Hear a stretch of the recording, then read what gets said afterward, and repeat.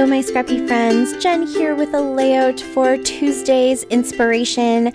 Yes, of course, it is not Tuesday, but that's okay. I'm going with the flow this year, and thankfully, the sweet ladies that are in this group, Mel and Hollie and Lynda, have a lot of patience with me, and we are all kind of giving each other grace to play along when we can, as much as we can, and just make it work for us. So,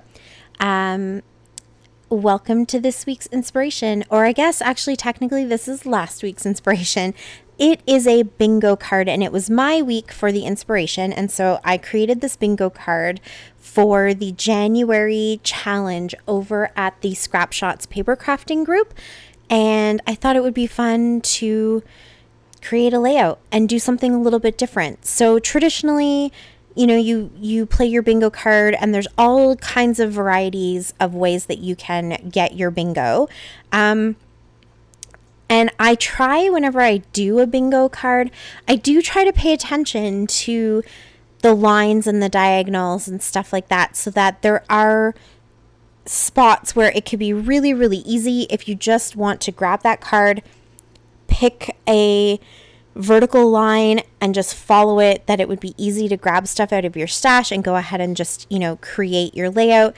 But I also try to throw in maybe a few things that are more abstract, so you might have to think about what you would do for that square, and a few things that maybe are just a bit of a challenge. So hopefully it appeals to everybody, and there's a little bit of something for everybody. So you can get your horizontal, a vertical, a diagonal, the four corners, the inside four corners, the whole card, the outside square, the inside square. I don't know. I don't actually play bingo, so I don't know if there's more than that, but those are what I think a lot of people kind of go for. And a lot of times when I'm creating a bingo card, I love creating bingo cards, but when I create bingo cards and then I try to create some sort of inspirational layout or project to go with the bingo card, I tend to try to do the whole card, because obviously when I'm putting this card together, I'm excited by all of the elements that I'm putting into every square. And so I find it hard to just pick one line, or, a corner or whatever. So I try to do the whole card, but this time I'm going with the flow again. I'm just trying to make scrapbooking very kind of relaxing and fun and easy and not super fussy, so that I feel like I can do it even if it's been a busy week and the kids are, making lots of noise and whatever's going on. I can still kind of pull my stuff out and do some crafty, me time and get some scrapbooking done and also get videos for you. And so I decided to go for the inside square this time, which I don't think I've ever kind of done that as an intentional bingo card. So let me tell you what is the inside square. And you can see I'm using the chilling with my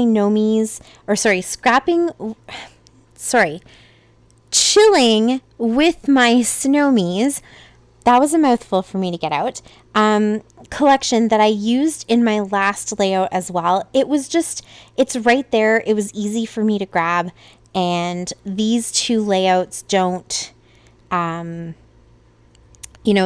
not going to come too far apart from each other in my album, so they might as well match and kind of look like they're supposed to go together. They're not the exact same day, but they're from the same month. So I think that that's kind of fun sometimes, that they at least kind of look like they might correspond a little bit. So I was happy to just pull that out and use what I could from it. And I have a good amount of the papers left, and I have a good amount of embellishments, the chipboard and the frames and tags and the little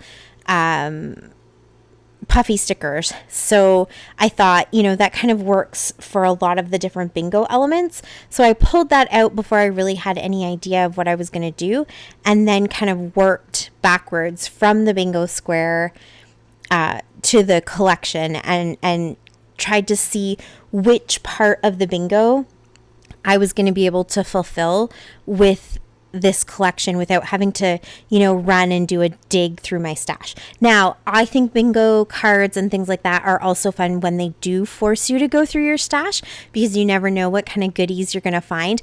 I just didn't have the time to devote to that, but I definitely think if you wanted to grab this bingo card and challenge yourself and then go through your stash and kind of find all the elements that will work for you, that is a great challenge, and it's a lot of fun.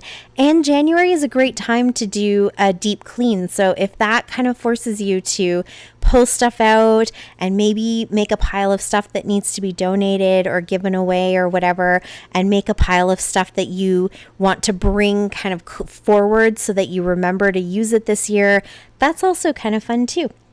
But here is what the inside square is. So the inside square is use a pun, which I have a little pun in one of the chipboard pieces, so that worked out. Use 3 photos.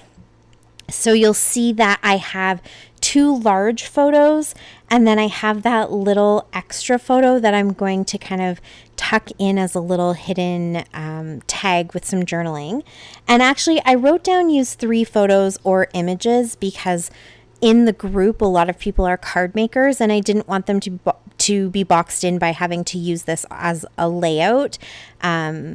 So if you wanted to use 2 photos and then a larger image from, a cut apart sheet or a large die cut or journaling card or even a large tag, anything like that, you could do that too. So just kind of whatever works best for you.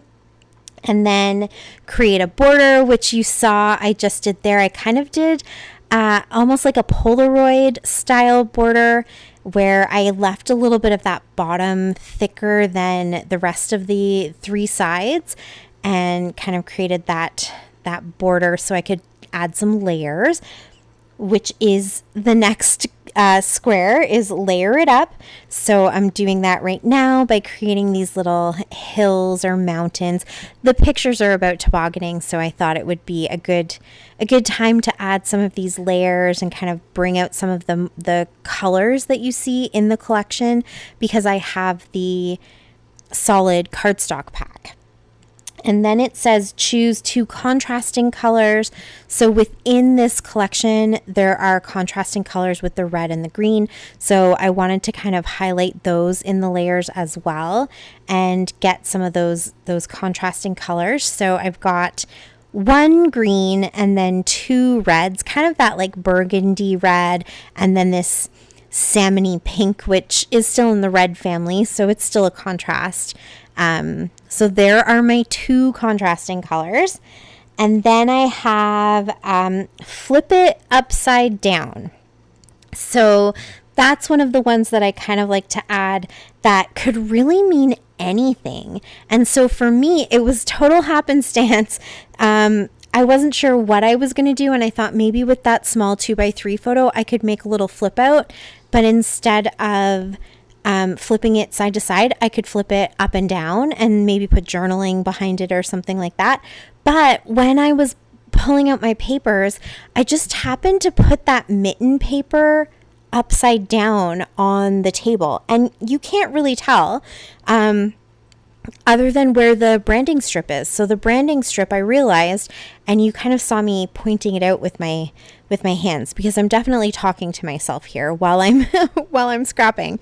And I kind of showed you up close how I have flipped it. So it was upside down on the table, and it didn't even dawn on me. And then when I was going through the squares and trying to decide what to do for each of them, I realized the branding strip was at the top and I had flipped it upside down. So that worked. So my paper is what's flipped upside down. And then it says add texture. So I added some of that Astro texture paste. It's called Frostbite.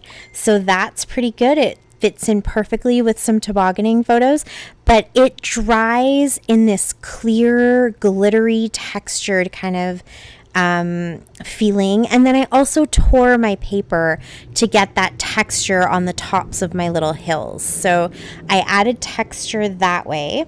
And then the last square to finish off, or the last square to finish off the inner square is to use a patterned background. So there is that patterned background. And here you can see, now that you see everything kind of together, that branding strip that's up at the top is actually upside down.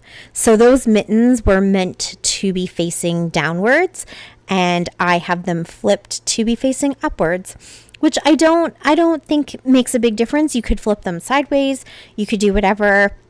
They don't really necessarily have to be, excuse me, one way or the other, but it just happened to kind of be lying that way. I had that one paper upside down in my whole stack of patterned paper, and so that worked out really good for me. So that is all of the squares.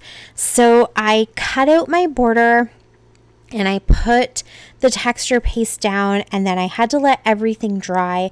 While that was drying and I had put some of my layers together, I did go back in, and you can just see little bits that kind of catch the light, where I added some more of that texture paste onto some of the hills and in a couple of little spots around that border, especially that top right hand corner, because I'm going to put a little embellishment cluster there as well.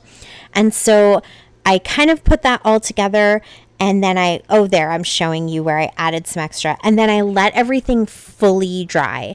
And while that was drying, I took my photos and I used the chipboard from the chipboard that we were using from here, all the extra little bits, and I used that to pop up behind my photo so that I could create a little pocket where my tag, I have two tags actually, where they could fit behind the picture. And sometimes I don't necessarily do that, but the reason I wanted to do that for this in particular is because I did add that texture paste in behind, and so I felt like if I was trying to force my tags in and out from behind that photo without there being a little bit of dimension there, the picture was going to scrape against the texture paste. And I don't think it's really sharp, but I think some of those little glitter bits are sharp enough that it might actually scratch the paper. So I just used the chipboard excess, popped it up, made it a pocket that kind of fits snugly so that those tags don't fall down in behind there and then you lose track of them. And then I added one photo to one of the tags, and the other tag will have my journaling. And both of those came out of the die cut pack that is the Frames and Tags die cut pack. And then I found some cute little chipboard pieces that I could use as embellishment. So that top corner there says Snow Cute, which is my pun. And then I guess the title, because there really isn't anything else that would be a title, is Gone Sledding. And then I have a couple toboggans, and the little snowman and the penguin are from the Puffy sticker set. And then just a few little embellishments. So again, some Puffy stickers and some chipboard, and then these beautiful sequins from Spiegel Mom Scraps. And that's it. This actually came together really quickly. The longest part was letting everything dry. But once that was all done, this just kind of fell in place exactly the way I thought it would, exactly how I kind of envisioned it. And I like that there's a lot of detail, but also not a lot of detail. There's a lot of space for your eye to kind of rest and just take things in. So, I'm kind of happy with this one. I like the way that it came out. And so I'll just finish it off with a little splatter of snow, because you need some snow when you're tobogganing. And that's it. So thank you so much for watching. I really appreciate it. Please subscribe if you haven't already. Check out my other accounts on Instagram and Facebook as well. And all the links down below for Mel, Hollie, and Lynda, as well as scrap shots, are there in the description, so you can check all those out. And until next time, happy scrapping. Bye.